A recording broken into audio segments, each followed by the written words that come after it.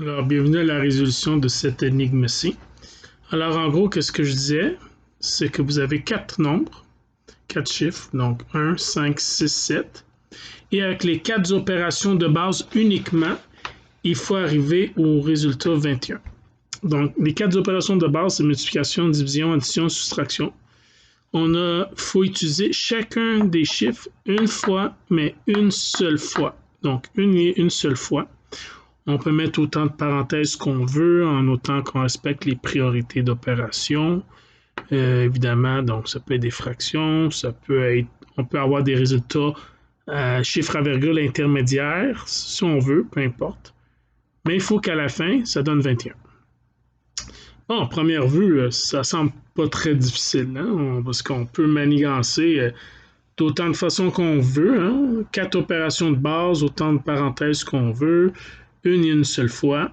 Bon, allons-y. Alors, il faut arriver à 21. Bon, je vais essayer d'y arriver, premièrement, juste avec des additions, multiplications. Il me semble que ça devrait être suffisant pour y arriver. Allons voir.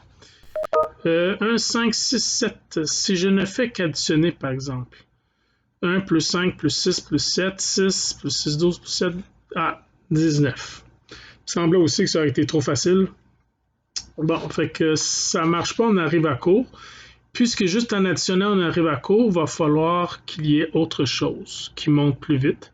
On n'a pas droit à l'exponentiation, donc il va falloir qu'il y ait de la multiplication. Il faut arriver à 22, donc supposons que je fais 5 fois 6, hein, 30, moins la somme de 7 plus 1 qui est 8. 30 moins 8, diantre, 22. Oh, j'étais pas loin. OK, attends, je vais faire autre chose. Au lieu de multiplier le 6 et le 5, je vais y aller par... Attends, si je multiplie le 7, mais par 5 moins 1, 4 fois. 7 fois 4, 28, moins 6. Merde, 22. Oh, je pensais avoir trouvé quelque chose de bon. Qu'est-ce que ça pourrait être? Dans la même lignée, mais 1 de moins que 7. Donc, ça fait 6 fois 5, 30. Moins 6, 24. On s'éloigne un peu. Puis si je fais 7 plus 1, moins 5. 7 plus 1, 8, moins 5. 3 fois 6, 18. Ouais. Coudonc, je vois pas comment je peux arriver à 21, là. Je peux faire d'autres combinaisons, mais ceux-là, je trouvais que c'était les plus logiques. En tout cas, c'est ceux qui arrivent le plus proche de 21. Je peux faire d'autres choses, mais ça va être encore plus loin. Hein. Par exemple, 6 fois 7, 42, moins 6. Ça va être 36. Je m'éloigne. Ouais. 7 fois 5, 35. Moins 7, 28. C'est loin pareil. OK. Donc, j'ai l'impression que juste avec la multiplication, addition, puis en s'ajoutant avec la soustraction, qu'on n'y arrive pas. OK. On va essayer de rajouter de la division. Hein. On l'a pas vraiment fait. Probablement qu'il y a une division. Même si à la base, les nombres entre eux sont premiers, ils ne se divisent pas entre eux. Mais on peut s'arranger pour qu'ils se divisent. Par exemple, 7 moins 1 entre parenthèses 6, ça se divise par 6. 6 divisé par 6, 1 fois 5, 5. Ouais, je suis arrivé à un entier, mais je suis vraiment loin de la réponse. Si je fais 7 fois 6, 42. Puis je divise pas par 5, mais par 5 moins 1, 4. Ouais, 10,5. Ouais, ok.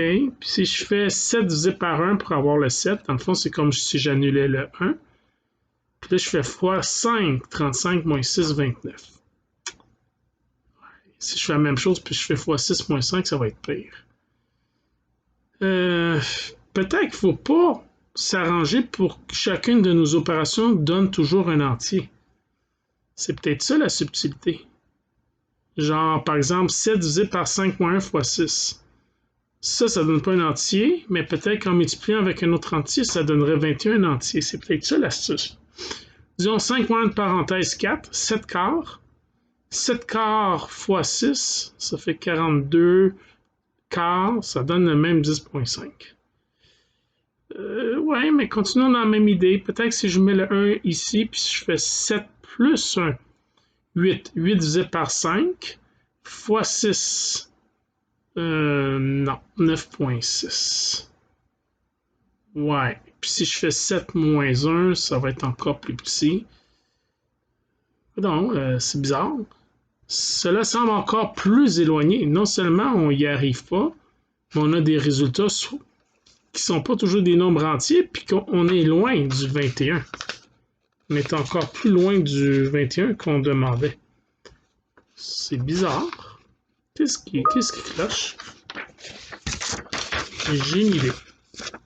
Voyons voir. J'ai une idée. Si on y allait avec des fractions. Là, vous m'avez dit, ah, mais on a déjà fait les fractions. Ben, en fait, on a déjà fait les divisions. Mais division et fraction, c'est pas tout à fait. Ben, c'est la même chose, mais vous allez comprendre ce que je veux dire. C'est qu'on s'arrangeait dans nos divisions d'avoir des nombres entiers pour arriver à 21 avec des entiers multipliés par des entiers. Mais si on se disait que le 21, c'était le seul résultat entier, que c'est juste à la fin que j'ai un résultat entier et que ça donne 21, qu'on y va avec des fractions. Alors, si on y va avec des fractions, exemple, je vais arriver à 21, je vais mettre au numérateur 7. 7 divisé par quoi donne 21? Mais c'est un tiers. Parce que divisé par une fraction, c'est multiplié par la fraction inverse. 7 divisé par un tiers, c'est la même chose que 7 fois 3 sur 1. 7 fois 3, 21. Ah, OK, on a une autre approche. Donc, il faut juste arriver à un tiers avec 1, 5 et 6. OK. Si je fais 1 moins 6 cinquièmes, ouais, non, ça donne un nombre négatif, moins 1 cinquième. Ouais. Je peux faire... qu'est-ce que je peux faire? J'aurais pu faire 1 moins 5 sixièmes. Ça donne 1 sixième positif, mais 1 sixième, j'ai fait ici. 1 moins 5 sixièmes. Non, 1 sixième, je suis loin. Ben, c'est quand même pas si pire, hein? On n'est pas très loin du 1 tiers, un facteur 2. Mais close, but no cigar, comme on dit. Si je fais 5 moins 1 sixième, oublie ça, là, j'ai 4,83 périodiques. Puis si je fais 6 moins 1 cinquième, oublie ça, 5,8.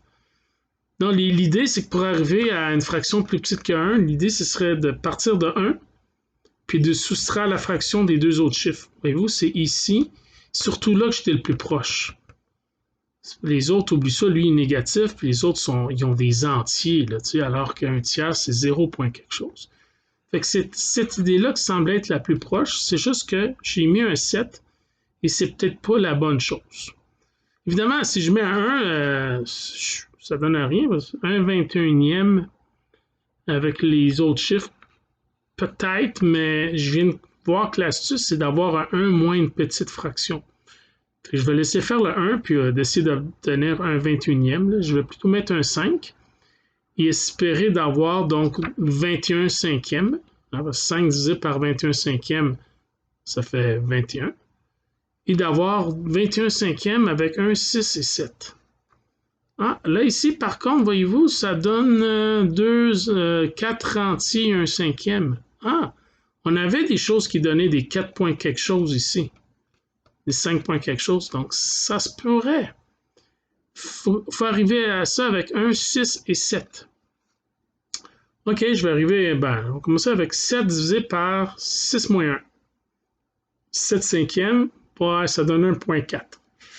Non, c'est pas bon. Si je fais 7 plus 1 divisé par 6, 4 tiers. Je suis encore entre 1 et 2. Ouais. 6 moins 1 sur 7, c'est P, je suis plus petit que 1. Ouf, là, ouais, on dirait que la difficulté, c'est l'inverse. Il faudrait que j'aille dans le grand, là. 1 plus 6 septièmes, 13 septièmes. Ouais, j'aurais pu faire 1 plus 7 sixièmes. Ouais, ça aurait fait 1 plus 7 sixièmes. Ben, ça aurait donné un petit peu plus que 2 entiers. J'arrive pas à 4 et quelques.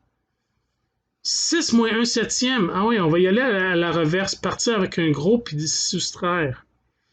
6 moins 1 septième, ça donne donc 41 septième. Ouais, non, pas vraiment. Puis si je fais 7 moins 1 sixième, ben là, je m'éloigne encore plus parce que ça, c'est 4 et quelques. Fait que le plus proche, c'est comme 6 moins 1 septième. Ça ne marche pas, ça donne 41 septième.